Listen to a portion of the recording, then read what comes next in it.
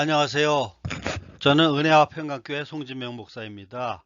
오늘은 죄를 경고하시는 하나님이라는 제목으로 여러분에게 말씀을 전할까 합니다. 성경 본문은 열왕기상 13장 1절에서 6절입니다.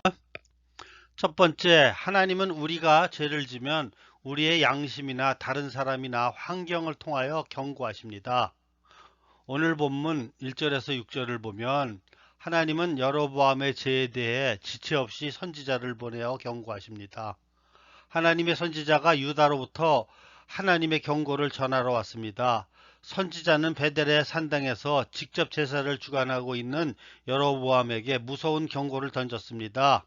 2, 3절을 보니까 너희 제사는 거짓된 것이다. 심판이 장차 임할 것이다.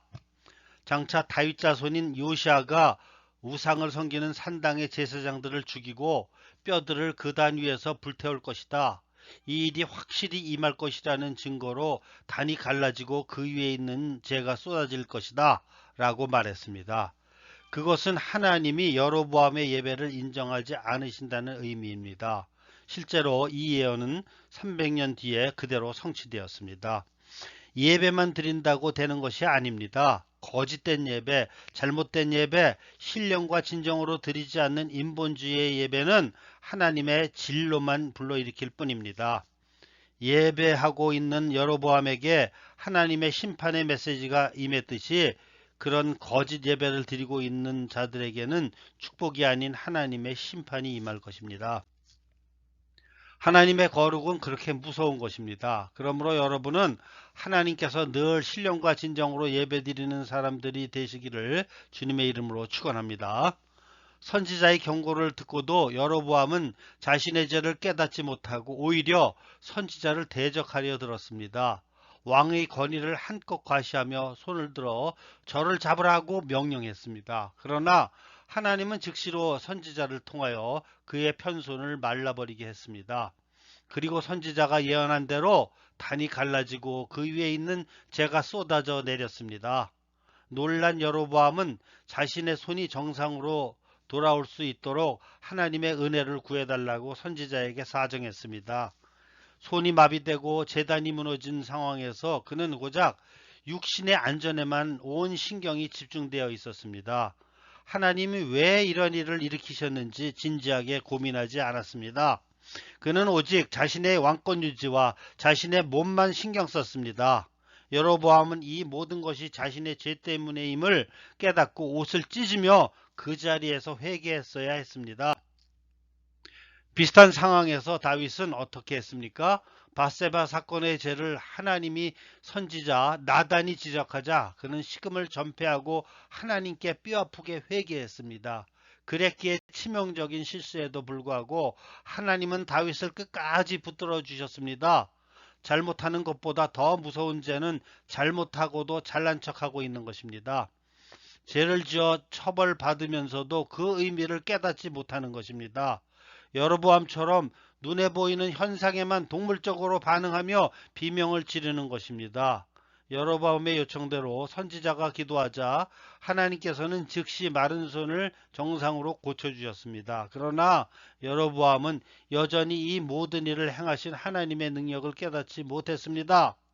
오히려 선지자를 매수하려 들었습니다. 내 집에 가서 몸을 쉬면 예물도 주겠다고 했습니다. 하나님께 감사를 표현하고 영적인 가르침을 받겠다는 것보다 그를 회유하고자 하였습니다. 여로보암은 회개하고 하나님께 감사의 제사, 회개의 제사를 드렸어야 했습니다. 그러나 끝까지 인간적으로 반응했습니다. 지적받은 죄에 대하여는 무감각한 그는 오직 왕권을 경고히 하는 데만 관심이 집중되어 있었습니다. 두 번째로 여로보암은 불순종했다는 것입니다. 우리는 주님이 죄에 대해 경고할 때 빨리 죄에서 돌아서서 주님께로 나와야 합니다. 하나님의 사람으로부터 직접 오는 심판의 메시지를 들었고 단이 갈라지는 기적을 보았고 손이 말랐다가 성하게 되는 능력도 몸소 체험했습니다. 그럼에도 불구하고 여로보암은 태도를 조금도 고쳐먹지 않았습니다. 그의 삶은 달라지지 않았습니다.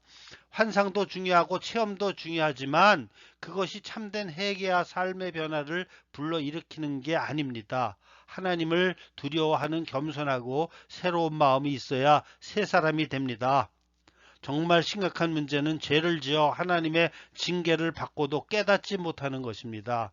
영적인 깨달음이 있어야 합니다. 왜 하나님의 매를 맞는지를 모르면 결국 파멸로 갈 수밖에 없습니다. 세 번째, 하나님의 징계를 내립니다.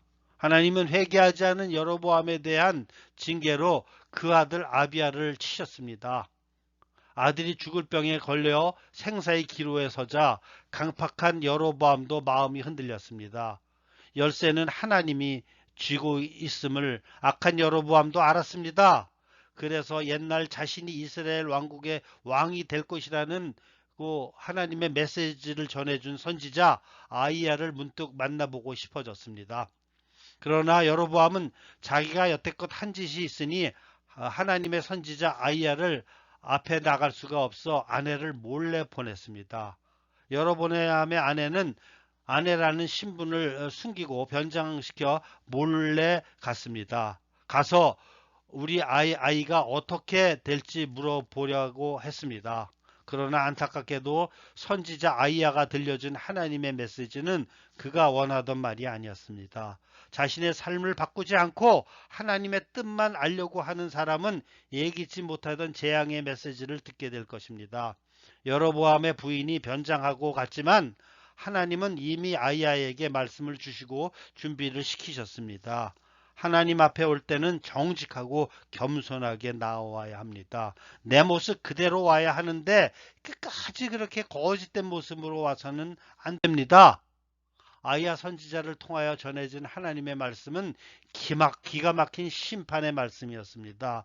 그 내용은 한마디로 여로보암의 집이 망한다는 것이었습니다. 선지자 아이야를 통하여 전달된 하나님의 말씀은 정확하게 이루어졌습니다. 여로보암의 아들은 어머니의 얼굴을 다시 보지 못하고 즉시로 죽었고 회개하지 않고 20여 년을 왕좌에서 다스린 여로보암도 쓸쓸하게 죽었습니다. 그리고 신하였던 바이사는 여로보암의 아들 나답을 죽이고 반역을 일으켜 왕이 됩니다.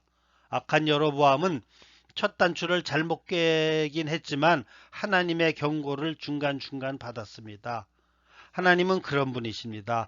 잘못했다고 바로 심판하지 않으십니다.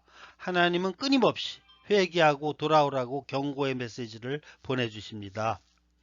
징계임에도 드십니다. 그때 정신 차리고 돌아와야 합니다. 하나님은 우리의 멸망을 원하지 않으십니다. 죄인이라 할지라도 회개하면 살려주십니다. 죽이길 원하는 게 아니라 회개하고 살기를 원하십니다.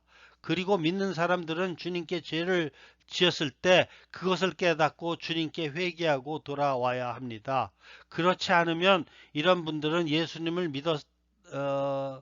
믿었으니 구원받을지 모르지만 세상 살아가는 동안 주님께 매를 맞고 주님께서 주시는 마음의 기쁨과 평강도 누리지 못하고 주님과 동행하며 주님의 사역도 못해 하늘의 상급도 없고 즉 아버지는 있지만 아버지와 단절된 고아와 같이 비참한 생활을 하게 됩니다. 그러므로 우리 성도 여러분들은 우리가 죄를 범할 때마다 하나님께 경고의 메시지를 보내는 것과 징계의 매도 드시는 것을 영적으로 빨리 깨닫고 회개하고 주님께 돌아와 주님 사명 잘 감당하시기를 하시는 축복이 있으시기를 예수님 이름으로 축원합니다. 아멘.